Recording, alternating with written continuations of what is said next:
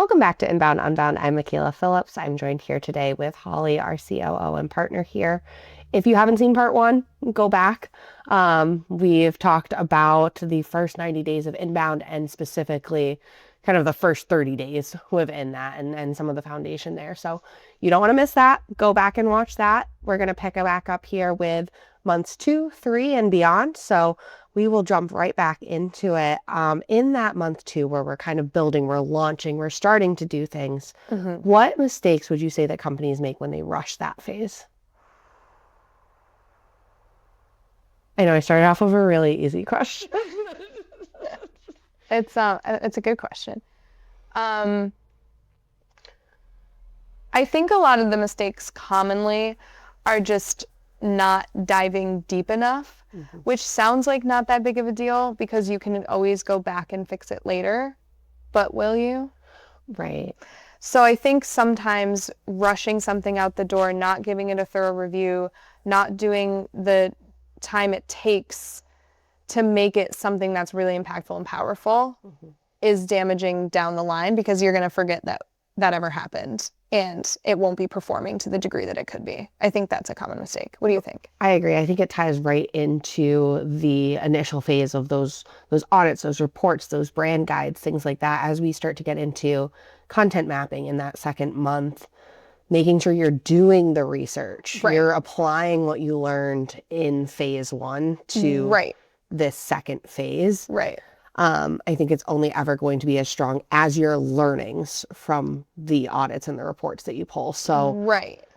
there's no point in pulling an audit just to say, oh, the website's not doing so well. Right. And leave it there. Or like, oh, this competitor has these really interesting things that they're doing. Okay. Right. Like, how are we building on that? How are we taking what someone else is doing, making it our own, making it better, making it stronger? Right. So I think if someone's rushing, it's almost like they forget about what they did in phase 1. Right. And they need not to. Yeah. And then you end up with shallow documents like a content map or like something like that, where that is now your foundation of what you're writing content on for, the foreseeable, usually for us quarter, but for whatever amount of time. And so I think the issue is just it's lacking the depth, it's lacking the research, it's lacking the punch. And if it's not optimized and based on a strategy, it's just going to fall flat and affect other things to come. And obviously we're sort of zooming in on the content map here, but I think that it's is a solid true example. anything. Of any of those assets that you're creating, because it's still, I think people get frustrated because they pass month 1, they're like, all right, we're good, we're ready to go in. Usually we do the strategy in month 2, but early in month 2. And so everyone's like, okay, month 1's done, let's go. Like, what are we doing?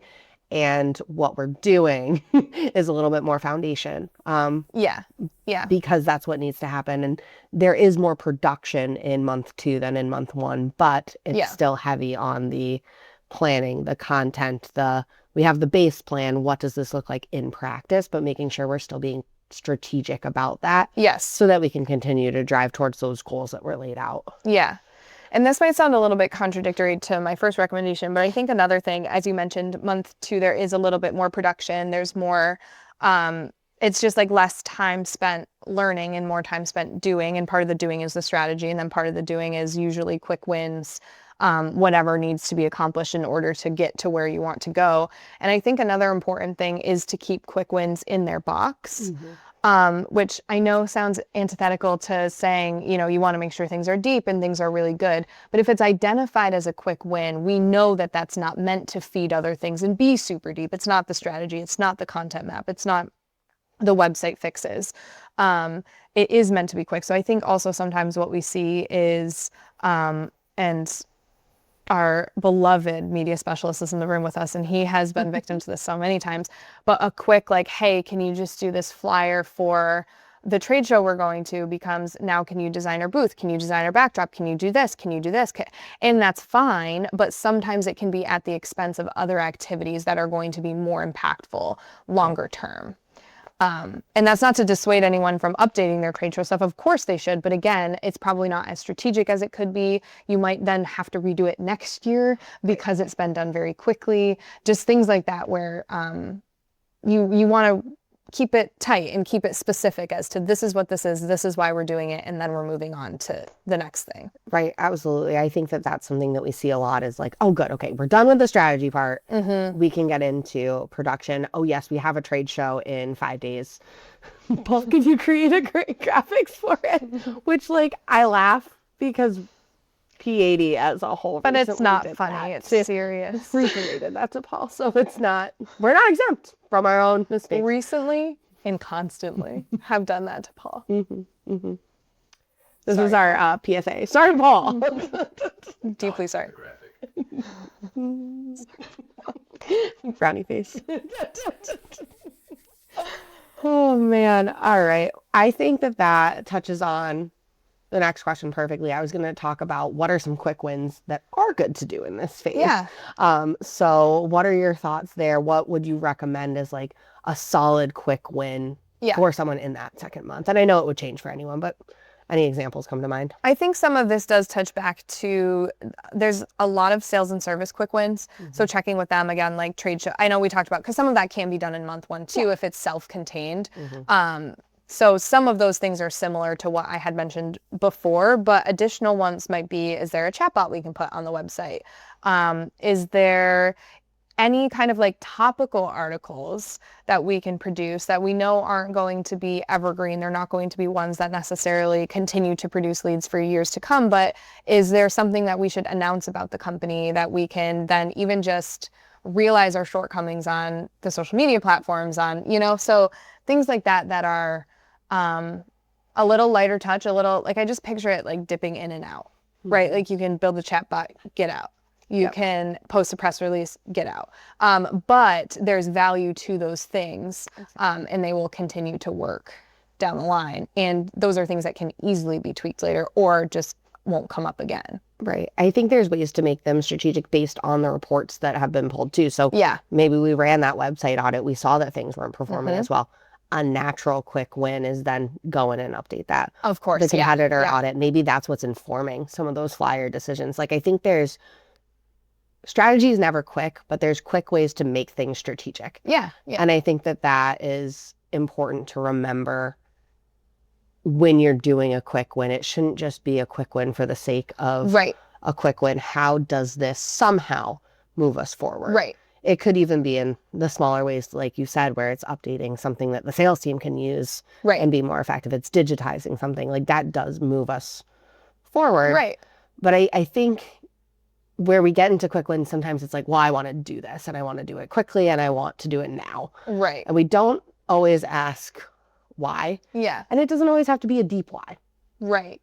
But there should still be a why. There should always be a why. It's my favorite letter. I used to have 2 in my name. Now I only have 1. Does that mean you like me less since I got married? Naturally.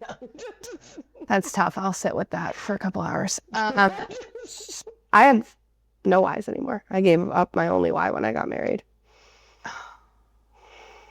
Rest in peace to the why. It's like holding space for that. I thought you said no headshots.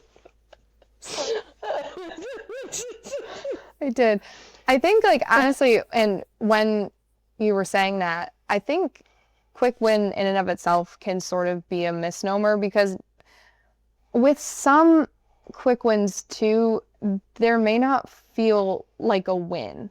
Right. Like we know it's a win because it's moving the ball down the court, or it's improving something, or it's testing something, like in the case of posting a press release and seeing all of the mechanics of like there is a win there. Right. Like we're not just doing it to do it, but it's not generating a lead. Right. It's not. So maybe we need to rebrand quick wins. Maybe. I don't have a good I don't have a good suggestion for what we would rebrand it as, but I I get and I agree wholeheartedly, where it's like it's not always quick thing.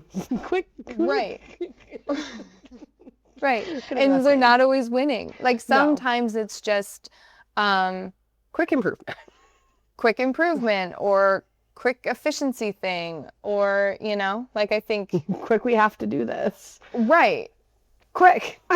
Exclamation point. Quick, we have to do this. Yeah, so it's given me something to think about. I think that's a really good point and something that I've never thought about before, but it's so true. Especially because a lot of times, like, you pull the audit, you see what's wrong with the website.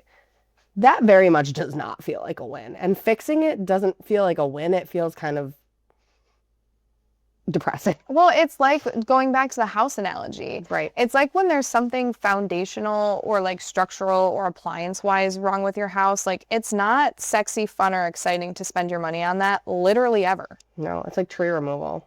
Tree removal is a great Stump example. removal. It ties right together. Trees and stumps. Take it off. Personally victimized by tree and stump removal. Yeah. Or like when you're like, oh, there's a crack in my foundation. I have to fix that now. Like there goes this other thing that I wanted to do instead. Like, so I think it's not always like, you don't always feel like you're winning, but you are moving the ball down the field and you are making things better. But some of them do feel like a win. Like a salesperson being like, F yes, I've always wanted this thing digitized. Finally, I have it. # winning. Right. Like that can be huge. It could be a win for someone. It's always a win feel for like someone. a win for someone else. Yeah, that's true. And I think sometimes that's hard too because our point of contact might not really care if sales guy over there has his digitized PDF. Right, but sales guy's thrilled. But we're thrilled for him. Right. He's super nice to us. We love him. We'll do more for him. Exactly. Have you ever seen the Gucci Mane sauce video? Yeah. I think that's where we are right now. I do. You can get lost in the sauce. Too much seasoning. We might need to move on. I do think so, but I was really enjoying that. Hopefully someone else was too.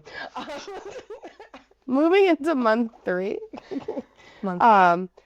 Actually getting into some of the production, super exciting. What would you say when we start to see some traction? And that's kind of month 3 and beyond because not always do we see traction in the first month. Sometimes you do. Sometimes a blog is published and it goes gangbusters immediately, or it's used in a campaign that really helps to drive things for the sales team. So it's not a never, but when we start to see traction, what does this typically look like? It looks like a little graph going up and to the right in a lot of places that we're pulling it from is the hope. The hope is that those first couple reports, everything is getting a little bit better. And if it's not, then we have data, we can see why, we can continue to test. But I think that those early reports probably, like they should feel like incremental wins. And it's not always going to come with leads per se, but there should be, impressions, clicks, shares on social, comments, things like that slowly starting to creep up. Because as that becomes more rocking and rolling, it does go like this because there's a seasonality to different things and whatnot. But really early on, if the foundation really needed fixed, we should start to see Little inches. I love that. And what would you say separates companies who start gaining momentum from those who kind of stall out? Whether that's in the first little bit and we're seeing like maybe a small inch, but then it's not progressing. What would you say causes that stalling? I think you have to intentionally build for your pigs and your pancakes. And what I mean by that is like, you have the activities you have to do that will get results. You need to reserve time, energy, capacity, space to do those things. And then you need to make sure that you're reserving time for things that are exciting. Because what can happen and where stalls can get caught in is if we only build in time, or if your internal team only builds in time to do kind of the unsexy, the things that have to be done, and no time for fun stuff, then the fun stuff just comes in and starts to knock out those important things. So it's better to be intentional and take maybe 1 extra month or a couple extra weeks to get something done because we save time for something fun than to everything's all messy and there's no way to do it. Because as much as we do a strategy and it's like everyone's going to stick to it, we're going to 100% do this, even when it's not like the most fun it's ever been, like I think saving time for where that can be captured either from an executive who's really excited about something or just something that pops up that's exciting. Maybe your company won an award. We want to have time and space to address that and promote that without having to grind the essential activities to a halt. So I think it's not being able to sustainably go like this while something else fun is happening. Exactly. It's everything is. Yes, a little fun over here and Yeah. a little work works, and then but if you don't have room for the little fun, it just spirals and it's a little tornado that just zips through the strategy document and now this is roadmap. halting, and you will probably go like this. Yes, Like you're gonna it's a start to tumbleweed. move, but like you're not gonna move at the velocity you would if you did reserve that time and space for doing the stuff that needs to be done. And like I want to say, I'm not saying like this is always just a web developer working on the back end, like doing stuff. Like it is fun. It's articles being produced. It's, you know, maybe additional research. It's putting SEO places on the website, AEO, GEO, all of that. But it's maybe not always immediately fun. Right. Exactly. It's not More of a flashy. process. Yes. Yeah. But processes can be fun, as we well know. Oh. I do have a new document for you to look at. Yeah. Hot off the press. So let's talk about the big question. Sorry. There's our purpose. Paul, I didn't prepare for the big question. I don't know. It's not that big of a question. It will be okay. Why isn't this working yet? Oh. See, not as scary as maybe you were thinking, but No, also, that's the worst. I will say that that's the question that, like, if I want to call, like, Yeah. who? How do So we I guess respond to it? it sort of depends on a couple of things. Like, is it working, but we've done a poor job at communicating why it's working, what the journey is, what we're seeing, why we're excited about it? Or is it truly, it's too early for something to work, so like it's not working, or just miscalculations have been made and it's not working? I think that sort of depends, right? Because then it's okay, so this report obviously is not communicating what we need it to communicate to show that there is progress. And obviously the number one thing is leads, bottom line, revenue. But I think showing how we ladder up to that and making sure that that's really clear is important. And then if it's really not working, it is, you know, saying, I can see why you feel that way. Here's what we're doing to course correct. Is there anything on your side that you hoped we'd be doing or felt we'd be doing that you're not seeing? How do you answer it? Because I would come to you.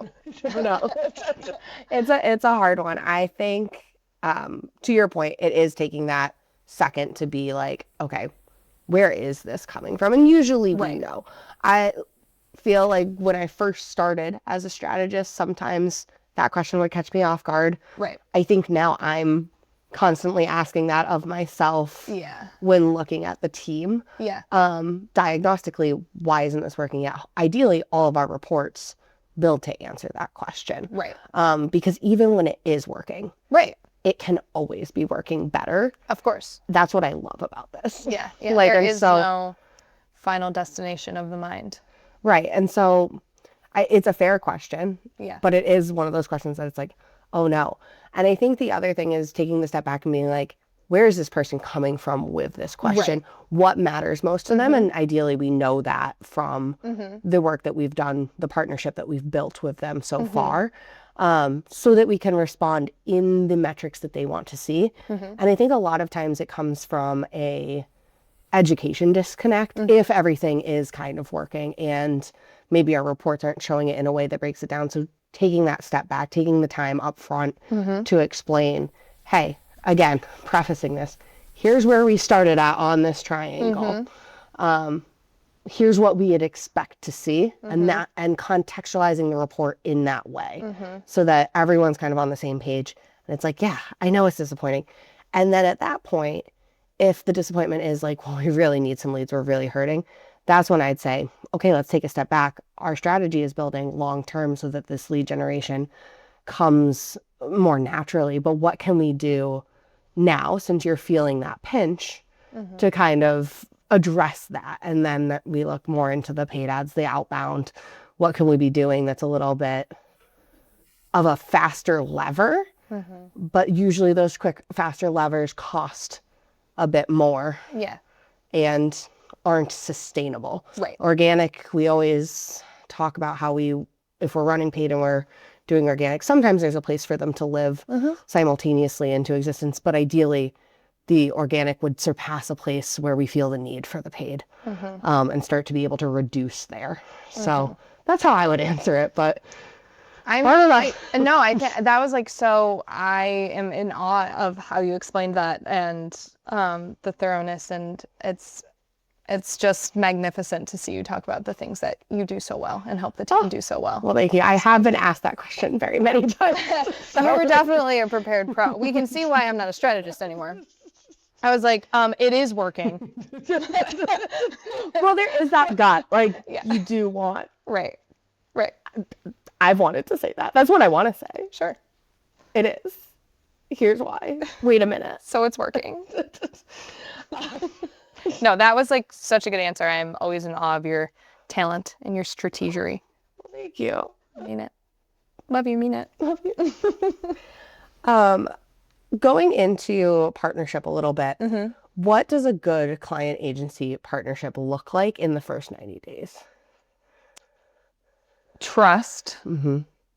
And I think from the client side, that means they can trust our team that their brand, their baby is in good hands, that our writers know what they're talking about. They know that they can speak the language. Our strategists get them, understand their goals, know that they are like living, breathing, driving towards the thing that's most important.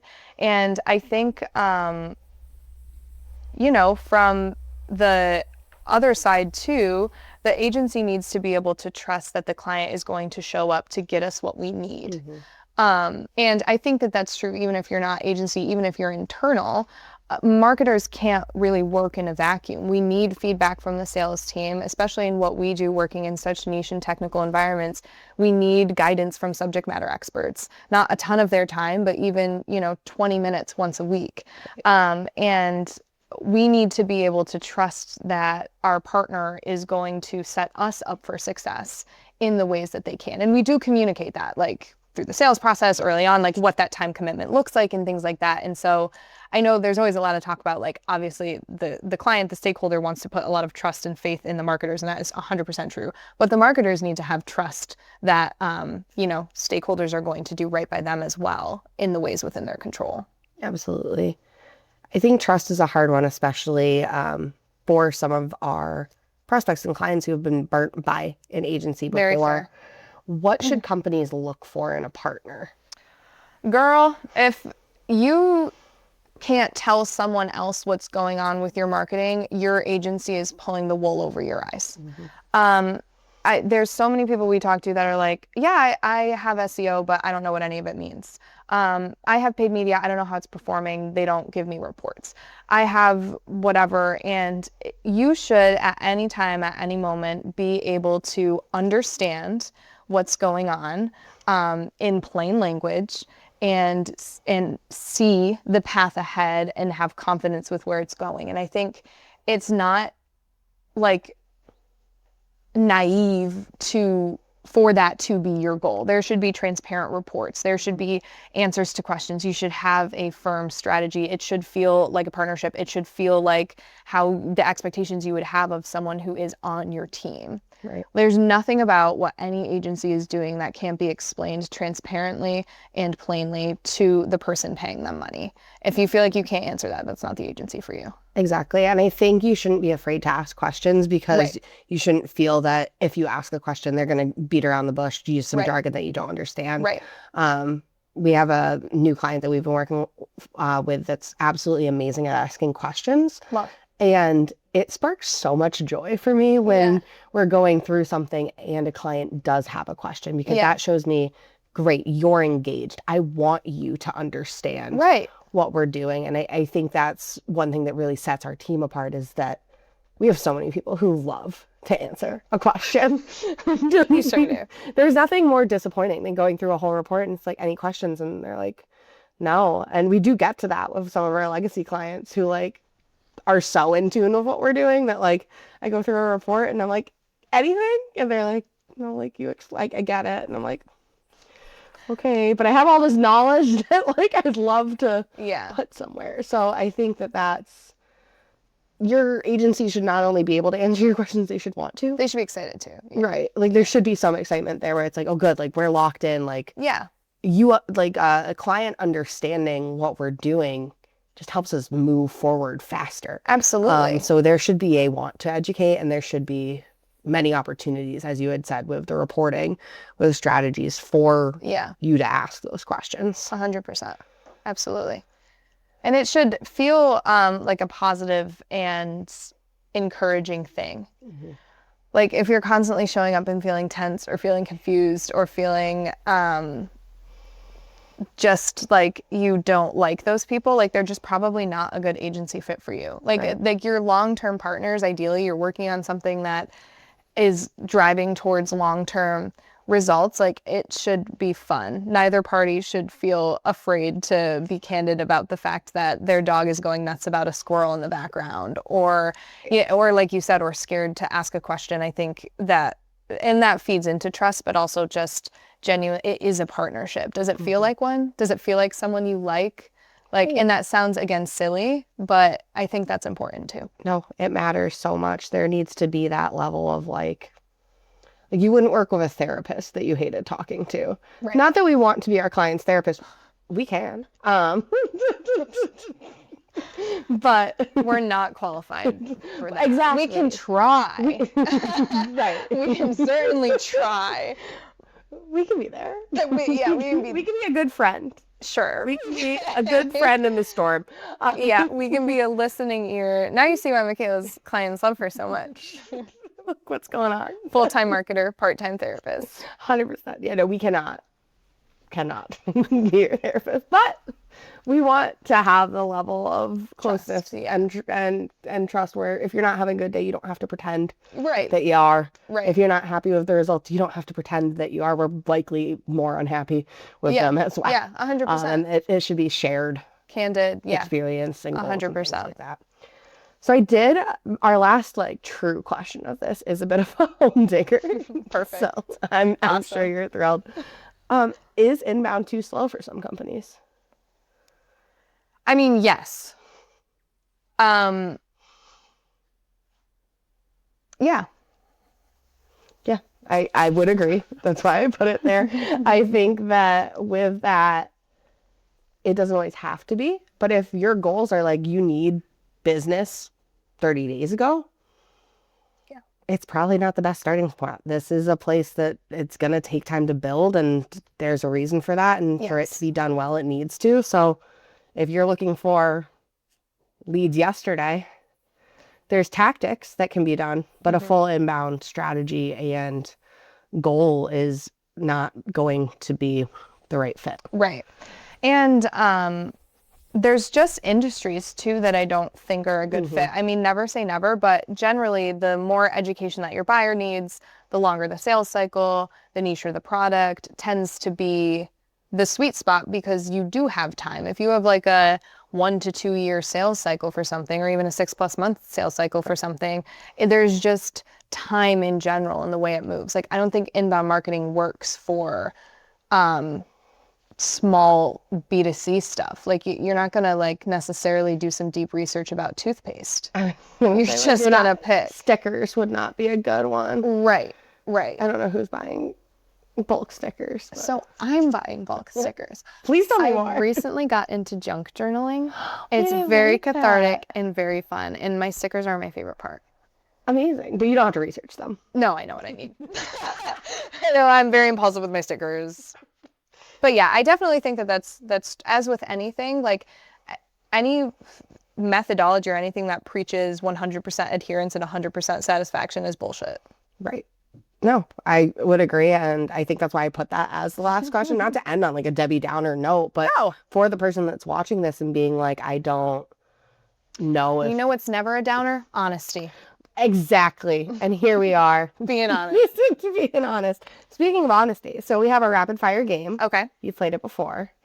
Okay. But it's more fun now, I was promised. Yes. It's way more fun. We're going to have the most fun. Okay. Yeah. I'm so excited. It's love it, hate it, or indifferent. Okay. And I'm going to throw a few things at you. Okay. And you're going to tell me if you love it, you hate it, you're indifferent. Okay. And try not to explain, but if you like need to. Okay, I won't. Okay. I'll just be very decisive. All right, ready? Uh-huh. Okay. Expecting leads in the first 30 days. Hate it. Judging inbound success purely on lead volume.